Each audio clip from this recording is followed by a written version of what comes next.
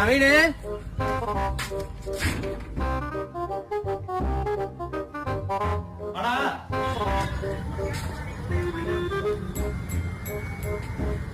நடப்பலாம் பாப்போம். டேய் டயர்டா இருக்குடா காலேஜ் போயிட்டு வந்துட்டு. நான் வரல, நீ போயிட்டு வாங்க, உடம்பு வாங்கி. டயர்டா இருக்க? சரி சொல்ல மாட்டேன்.